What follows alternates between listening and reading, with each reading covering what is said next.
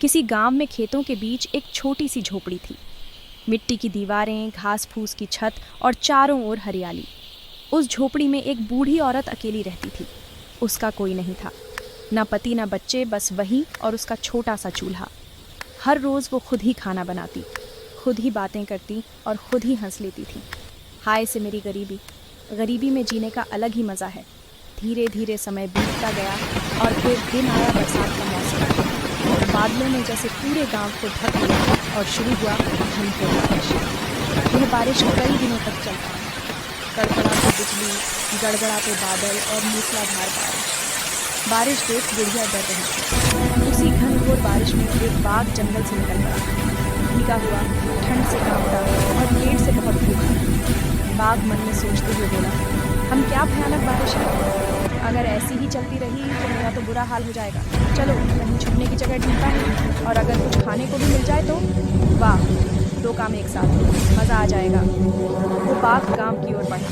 रास्ते में उसने देखा खेतों के बीच एक झोपड़ी जिससे धुआं उठ रहा था। बाघ खुश होकर बोला, ओहो, वहाँ तो कोई खाना पका रहा है।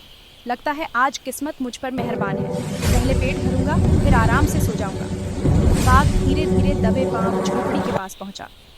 हम वहाँ लगता है यहाँ कोई है, और खुशबू भी तो कमाल की है। उसने झोपड़ी के अंदर झांका। वहाँ बूढ़ी औरत चूल्हे पर खाना पका रही थी। झोपड़ी की छत से जगह जगह से पानी टपक रहा था। ये छत भी ना, और बूढ़ी किसी तरह अपने बर्तनों को इधर उधर कर रही थी ताकि खाना पानी से भीग ना जाए। बुढ़िया थकी आवाज में बोली, अरे बाप रे, ये टपका फिर शुरू हो गया। हर साल छत ठीक करवाती हूँ, फिर भी ये टपका पीछा नहीं छोड़ता। मुझे तो बाघ से भी डर नहीं है, और इस टपका से जान सूझ जाती। बाघ ने जब ये सुना तो उसके कान खड़े हो गए। बाघ मन में सोचा, क्या ये बूढ़ी औरत मुझसे नहीं डरती, पर इस टपका से डरती है। और ये टपका लगता है मुझसे भी ज्यादा खतरनाक है। बारिश और तेज हवा चीख रही और बाघ के मन में डर नहीं है। बाघ बता रही है, अगर ये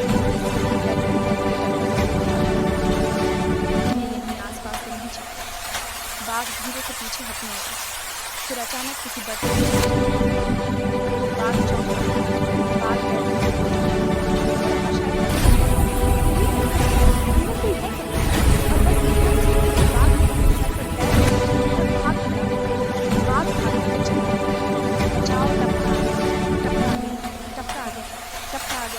अब मैं नहीं रुकूंगा।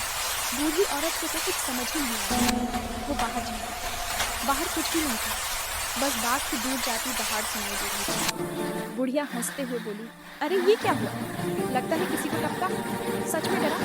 हाँ बचाओ। टपका आ गया, टपका आ गया, बचाओ टपका। संगीत।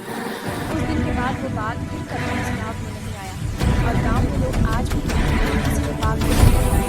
उसे टपका को याद रखते हैं। इस कहानी से कभी-कभी डर असली नहीं होता, हम खुद ही अपने मन में उसे बड़ा बना लेते हैं। इसलिए हमेशा सच को समझें, क्योंकि टपका जैसा डर बस हमारे मन का भ्रम ही हो सकता है। अब अगर ये कहानी आपको पसंद आई तो इस वीडियो को लाइक करके चैनल को सब्सक्राइब ज़रूर करो। हम ऐसे ही कहानियाँ आपके लिए लाते रहते हैं। अब मिलते हैं किसी और मज़ेदार कहानी के साथ। तब तक अपना ख्याल रखें।